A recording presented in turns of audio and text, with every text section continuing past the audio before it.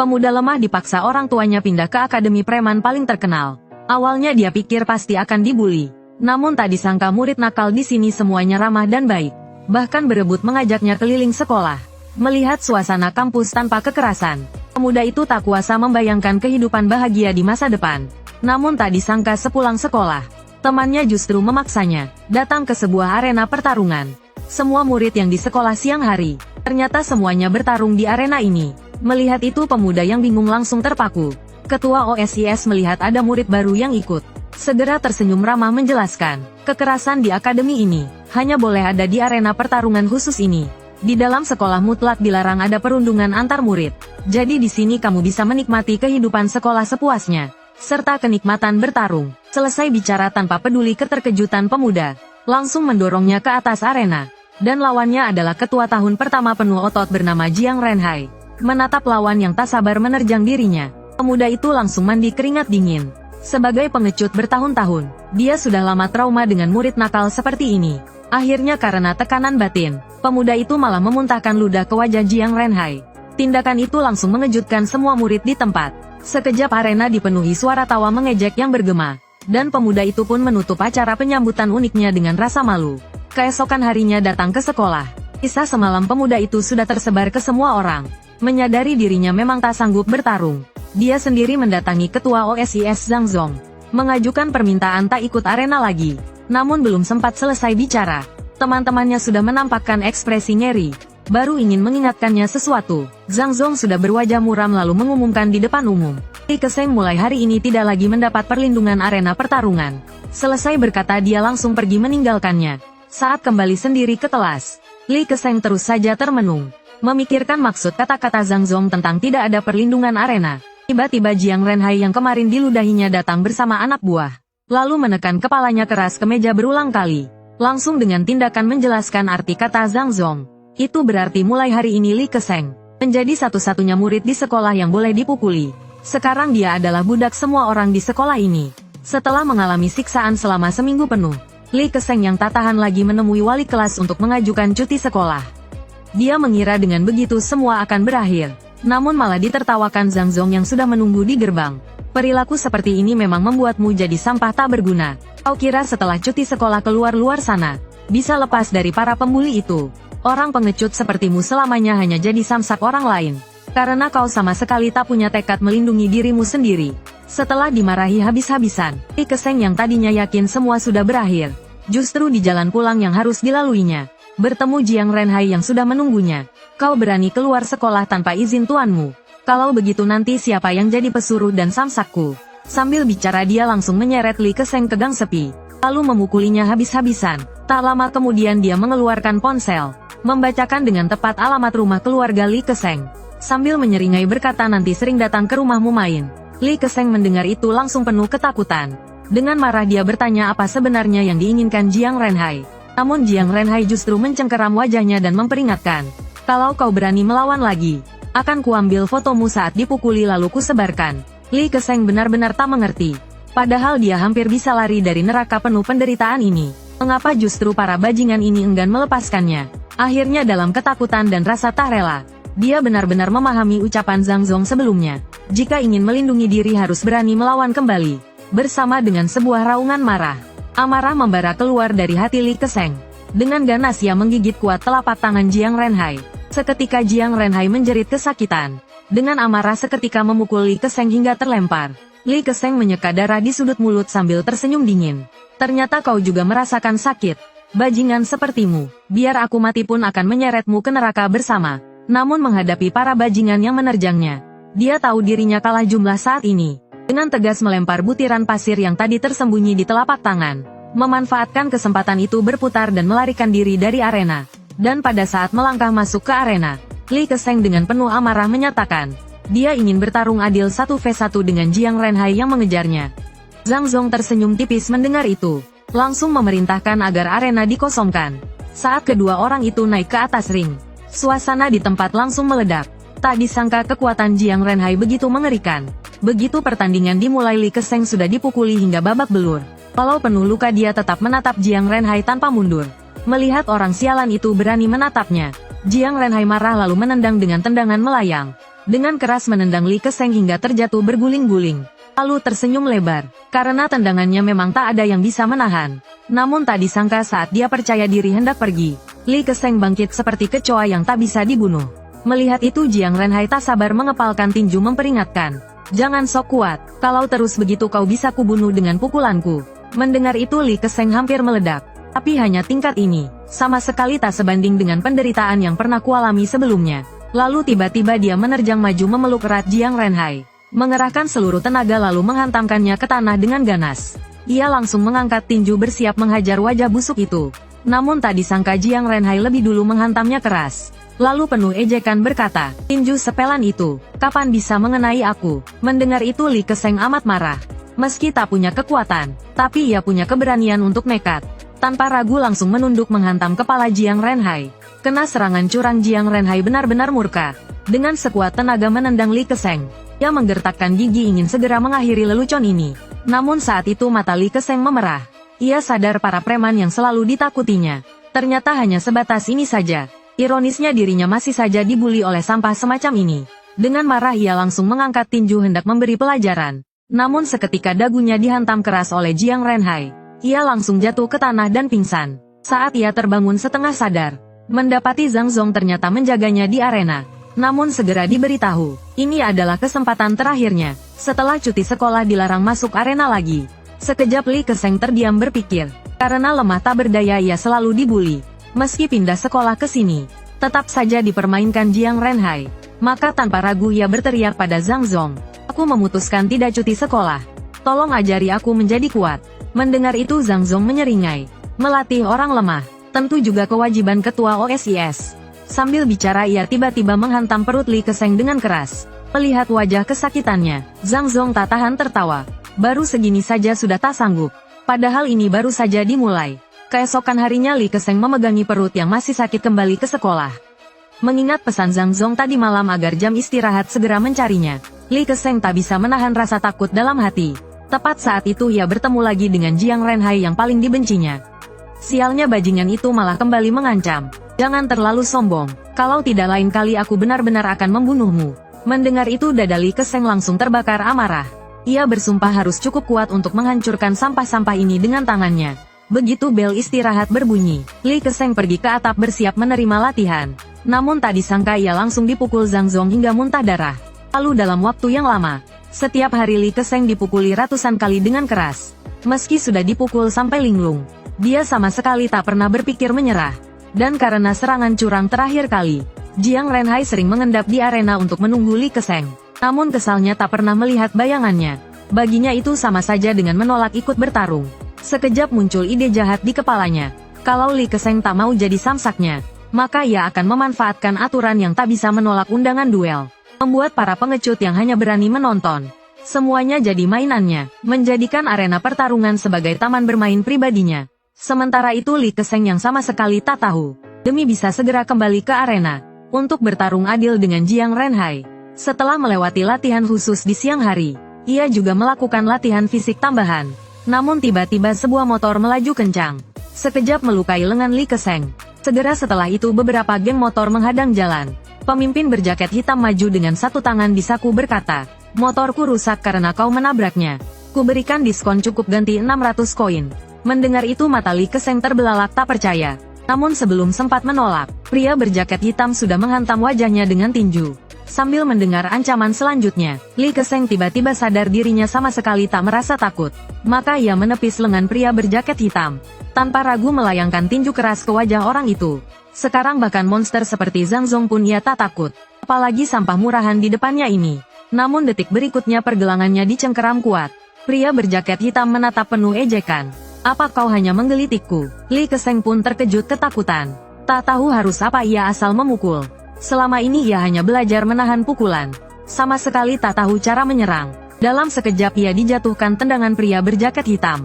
Melihat lawan sengaja memakai nakal besi penambah luka, mengangkat tinju bersiap menghajarnya, Li Keseng langsung putus asa. Tak disangka sosok tiba-tiba jatuh dari atas. Mengangkat lutut menghantam hidung pria berjaket hitam hingga berdarah. Melihat siapa yang datang Li Keseng terkejut. Ternyata Chen Daoyi yang pertama kali membawanya ke arena. Chen Daoyi tersenyum gembira menyapa. Benar kau ya Keseng. Sambil bicara ia melirik pria berbaju merah yang berlari. Dengan gesit menghindar dari serangan curang. Lalu menghantam wajah orang itu dengan tinju. Kemudian berbalik menghantam dagu orang lain. Hanya 3 jurus membuat semua preman tak berdaya.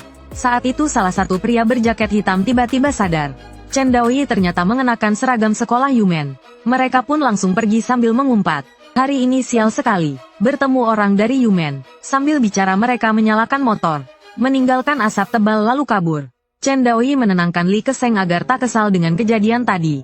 Berani melawan saat dikeroyok sudah luar biasa. Lalu mendengar Li Keseng sedang menjalani latihan khusus Zhang Zong. Ia kagum berkata, kakak Zhang Zong tidak sembarang melatih orang lain. Kau harus benar-benar menghargainya. Saat itu Ji Keseng teringat para pria itu tiba-tiba kabur. Ia tak tahan bertanya pada Chen Daoyi apa yang terjadi. Tak disangka Chen Daoyi tersenyum berkata itu hal wajar. Dulu Akademi Yumen penuh kekerasan kampus. Di daerah ini terkenal sebagai sekolah preman. Sampai kakak Zhang Zong muncul menata seluruh sekolah dengan kekuatannya. Mendirikan arena pertarungan dan aturan baru. Sehingga kekerasan tanpa batas sebelumnya berubah jadi duel 1 lawan 1 adil di arena untuk menyelesaikan dendam. Namun jika arena atau kakak Zhang Zong menghilang, sekolah ini mungkin suatu hari kembali jadi neraka. Lagi pula tak sedikit orang yang menantikan itu terjadi. Namun keduanya tak tahu saat itu di arena, Jiang Renhai sudah memulai aksinya. Dengan alasan konyol memilih pengecut yang tak berani bertarung. Jika lawan tak melawan, ia mengungkit aturan tak boleh menolak undangan duel. Memaksa mereka jadi samsaknya. Dan setelah anak buahnya puas melampiaskan, Jiang Renhai melepas baju siap naik ring sendiri. Saat itu pria berbelah tengah di bawah ring tertawa berkata siapa berani melawan Jiang Renhai. Namun seketika ia justru ditunjuk Jiang Renhai. Pria berbelah tengah sangat ketakutan. Ia bahkan tak pernah bicara dengan Jiang Renhai. Kenapa harus dipilih? Jiang Renhai menyeringai. Hanya karena melihatmu aku jadi kesal. Apa kau juga mau menolak bertarung seperti Li Keseng? Namun saat itu Zhang Zong tiba-tiba muncul dengan marah. Menghadapi pertanyaan Zhang Zong, Jiang Renhai berpura-pura menjelaskan hanya salah paham. Ada masalah. Sepertinya aku tak melanggar aturan kan? Wajah Zhang Zong muram. Dia tentu tahu niat kecil Jiang Renhai. Namun tetap menepuk bahunya mengingatkan jangan bertindak gegabah. Dengan begitu sementara meredakan keributan arena. Setelah itu latihan Li Keseng berjalan seperti biasa. Namun perlahan ia tak lagi menghindari tinju baja Zhang Zong. Bahkan mencari peluang untuk melawan balik. Jika ingin menang dia tak bisa terus hanya menerima pukulan. Meski tak bisa mengenai lawan setidaknya lebih baik daripada jadi korban pasrah. Saat itu Zhang Zong tiba-tiba berhenti. Dengan senyum licik mengajak Li Keseng ikut dengannya. Lalu keduanya datang ke sebuah gubuk terbengkalai. Ketika Li Keseng membuka pintu, Zhang Zong langsung pasang posisi bertarung. Ini adalah latihan tahap keduamu. Perhatikan baik-baik aku hanya tunjukkan sekali. Kaki dibuka selebar bahu. Langkahkan kaki dengan ringan. Pertama tangan depan dilayangkan ringan. Kedua gunakan berat badan memutar pinggang. Selesai berkata ia menghantam keras boneka tinju. Mesin itu langsung berasap. Li Keseng sangat terkejut. Segera percaya diri mengikuti langkah Zhang Zong. Melayangkan pukulan ke dagu boneka. Namun skor mesin tinju sama sekali tak bergerak. Zhang Zong kembali menghantam keras. Baru skor naik dari 1 jadi 2. Zhang Zong menunjuk mesin tinju berkata, mesin ini sudah tua rusak. Harus tenaga besar baru bereaksi. Jadi sebelum capai 9.999 poin, jangan muncul di depanku. Sejak itu setiap istirahat Li Keseng terus berlatih pukulan. Membuat nafsu makannya melonjak. Namun saat ia lahap makan nasi, Bu Ronghao tiba-tiba muncul dari belakang. Sengaja menutup kepalanya dengan nampan. Bahkan pura-pura menyapa sambil menepuk keras punggungnya. Li Keseng geram menggertakkan gigi. Berdiri lalu mencengkeram lengan Bu Ronghao. Melihat lawan masih saja merendahkannya, Li Keseng menahan amarah. Zhang Zong bilang sebelum latihan selesai ia dilarang naik arena. Namun sekarang orang-orang ini sudah berani melanggar aturan. Dengan terang-terangan mencari masalah di luar arena, Li Keseng benar-benar tak tahan lagi. Menggenggam erat tinju memutuskan melanggar perintah. Namun tiba-tiba Chen Daoyi maju melempar nampan. Keras menghantam wajah Pu Ronghao. Bocah sialan, bermain juga ada batasnya kan? Melihat Pu Ronghao hendak marah, Chen Daoyi buru-buru tersenyum menjelaskan. Maaf ya, ini bukan kekerasan kampus. Hanya tak sengaja terpeleset tangan. Lalu dengan wajah muram ia menantang Pu Ronghao bertarung malam ini. Li Keseng merasa sangat bersalah. Karena dirinya membuat Chen Daoyi terlibat masalah. Chen Daoyi tersenyum menjelaskan dia bukan ingin menggantikan Li Keseng melawan Pu Ronghao. Hanya murni tak tahan melihat mereka merusak arena. Akhir-akhir ini Jiang Renhai dan gengnya sengaja memilih yang lemah untuk jadi korban sepihak. Jika lawan ketakutan, mereka mengancam dengan kasus Li Keseng yang pernah menolak bertarung. Mendengar kebenaran, Li Keseng menggertakkan gigi. Namun ia juga bingung kenapa Chen Daoyi begitu peduli dengan arena. Padahal orang sekuat dia, ada atau tidaknya arena tak berpengaruh. Chen Daoyi pun menceritakan masa lalunya yang jarang disebut. Saat kecil tubuhnya gemuk dan penakut, sering jadi korban bullying parah. Sampai seorang asing menyelamatkannya dari geng preman, dan memberinya brosur tinju. Sejak itu hidupnya mulai berubah. Orang itu adalah kepala gym tinju. Hari demi hari melatihnya tanpa henti. Begitulah ia akhirnya berubah. Dengan tinjunya tak pernah dibully lagi. Arena adalah tempat semua orang bisa bertarung adil, tanpa bullying dan penindasan. Karena itu ia ingin menjaganya. Malam itu Chen Daoyi dan Pu Ronghao naik ring sesuai janji. Dengan aba-aba wasit, Pu Ronghao penuh percaya diri melancarkan pukulan pertama. Namun beberapa serangan beruntun semuanya dihindari. Tanpa sempat bereaksi, Chen Daoyi terkena pukulan berat. Pu Ronghao cukup terkejut. Gerakan Chen Daoyi lebih cepat dari yang ia bayangkan. Apa dia punya dasar tinju? Namun setelah kembali terkena beberapa pukulan, ia sadar meski gerakannya cepat, tapi tinjunya selembut kapas. Sekejap rasa percaya dirinya kembali. Merendahkan tubuh bersiap memberi pukulan mematikan ke perut Chen Daoyi. Namun tinju Chen Daoyi lebih dulu tiba di wajahnya. Dengan dentuman keras dagunya kena pukulan hingga muncrat darah. Ternyata tadi hanya jebakan Chen Daoyi. Menyembunyikan kekuatan sebenarnya, memanfaatkan kelengahan Pu Ronghao untuk memberi pukulan telak. Li Keseng di tribun sangat bersemangat. Chen Daoyi memang luar biasa. Namun dua orang di belakang berkata Pu Ronghao tak pernah kalah. Chen Daoyi mungkin tak bisa menang semudah itu. Mendengar itu hati Li Keseng timbul rasa gelisah. Di atas ring Pu Ronghao gencar menyerang Chen Daoyi. Namun tak satu pun pukulannya mengenai sasaran. Bahkan akhirnya ia terpental kena pukulan telak. Melihat wajah percaya diri Chen Daoyi, Pu Ronghao tiba-tiba menyeringai. Sambil berlari bangkit lagi, lalu cepat mengangkat kaki kiri masuk mode bertarung. Chen Daoyi langsung tahu itu tendangan. Namun saat ia membalas dengan cara sama, tiba-tiba kakinya terasa sakit parah. Melihat itu Chen Daoyi buru-buru mundur. Tapi Pu Ronghao justru semakin bersemangat. Mengangkat kaki lagi melancarkan tendangan andalannya. Sekejap Chen Daoyi merasa seolah dihantam pipa baja raksasa. Terhempas keras ke tanah. Kekuatan orang ini sungguh di luar nalar. Lalu saat Pu Ronghao terus menyerang, lengan Chen Daoyi yang dipakai menahan tendangan retak tulang, membuat tinjunya sulit dikerahkan lagi. Sekejap ia jadi samsak hidup Pu Ronghao. Chen Daoyi sama sekali tak tahu bagaimana harus melawan. Hanya bisa melihat jelas kaki baja Pu Ronghao menendang dirinya. Lalu ia benar-benar kehilangan kemampuan bergerak. Namun saat itu Pu Ronghao timbul niat membunuh. Selamat tinggal, dasar orang baik tolol. Saat Chen Daoyi hampir ditendang ke pelipis, wasit segera melompat menghadang serangan. Kapten patroli Su Jinsing dengan wajah muram mengumumkan, karena lawan sudah tak mampu bertarung, maka tindakan berikut dianggap pelanggaran. Melihat ini Pu Ronghao terpaksa mundur lesu. Sebelum pergi ia masih mengejek Li Keseng. Lama tak jumpa pengecut, lain kali giliran kau kena pukulanku. Pertarungan ini membuat Chen Daoyi sangat bersalah. Kekalahannya jelas semakin menyombongkan geng itu. Li Keseng menenangkannya agar jangan menyalahkan diri. Siapa sangka Pu Ronghao punya jurus semacam itu. Mengantar Chen Daoyi sampai depan rumah, Li Keseng buru-buru cari alasan pergi. Berlari menuju tempat latihan tinju. Ia harus cepat berkembang, tak bisa lagi hanya melihat teman dipukuli. Sedangkan dirinya tak berdaya, maka meski gagal ratusan ribu kali ia harus berhasil. Perlahan Li Keseng sadar, tubuh dan tenaganya masih kecil. Mungkin jarak kedua kakinya harus lebih lebar. Jika ingin pukulan lebih kuat, harus temukan rasa mengayun sekuat tenaga. Ternyata kali ini setelah ia memukul boneka, skor di mesin bergerak untuk pertama kalinya. Dengan teknik itu, Li Keseng terus memukul dari malam sampai siang, sampai tinjunya penuh luka berdarah. Skor di mesin tinju akhirnya jadi 9.999. Saat itu Pu Ronghao sadar Li Keseng hari ini tak masuk sekolah.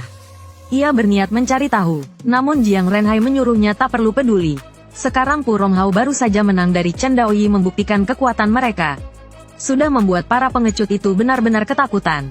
Kalau lagi ganggu Li Keseng, malah terlihat mereka picik. Saat ini mereka sudah sesuai rencana menelan kelas 1. Saatnya melangkah ke tahap berikutnya. Senior tercinta, apa kabar? Sun Xiu kelas 3 tampak muram. Kalian para kacung lagi ngapain? Mendengar itu Jiang Renhai penuh senyum. Kami tentu saja kacung kecil.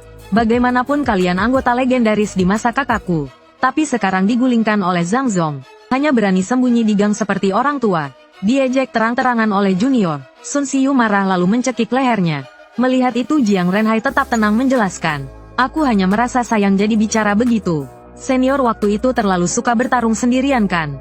Tapi sekarang tidak lagi. Situasi sudah berubah. Kini Jiang Renhai diam-diam mulai mengumpulkan kekuatan, bersiap menghancurkan arena pertarungan. Namun Zhang Zong menghadapi Kapten Patroli Su Jinsing. Atas tuduhan Jiang Renhai sengaja merusak aturan belakangan ini, ia hanya tampak tak berdaya. Baginya aturan tetap aturan. Meski ia turun tangan menertibkan arena, juga sulit menjamin bisa kembali seperti dulu. Tiba-tiba ponselnya berdering. Ternyata telepon dari Ji Keseng. Zhang Zong segera menuju markas latihan tinju. Semula ia kira Li Keseng tak tahan ingin menyerah. Namun ketika melihat angka di mesin tinju, hatinya lama tak merasa begitu terkejut. Ternyata lebih cepat dari dugaanku. Li Keseng menyeka keringat di wajahnya, mengatakan dirinya tak punya waktu untuk berlama-lama. Zhang Zong menyeringai. Kalau begitu masuk ke latihan berikutnya. Tapi kamu harus siap mental. Selanjutnya akan lebih menakutkan dari sebelumnya. Tak disangka baru selesai bicara, Li Keseng langsung menabrak dadanya, dan langsung tertidur pulas. Setelah istirahat 1 hari, Li Keseng mengikuti petunjuk ke sebuah lokasi konstruksi. Saat ia hati-hati mengamati lingkungan seram di sekelilingnya, Zhang Zong tiba-tiba muncul dari belakang, lalu dengan wajah serius berkata, dulu Yumen Hall demi merebut posisi terkuat menyinggung banyak sekolah. Salah satunya adalah Jinsang Tekstil yang menguasai tempat ini. Mendengar itu Li Keseng merasa seperti disambar petir. Tak menyangka Zhang Zong justru membawanya ke wilayah musuh bebuyutan. Namun Zhang Zong saat itu malah langsung menutup pintu besi, bahkan menguncinya erat dengan gembok. Lalu ia menyeringai berkata, pintu di seberang terbuka.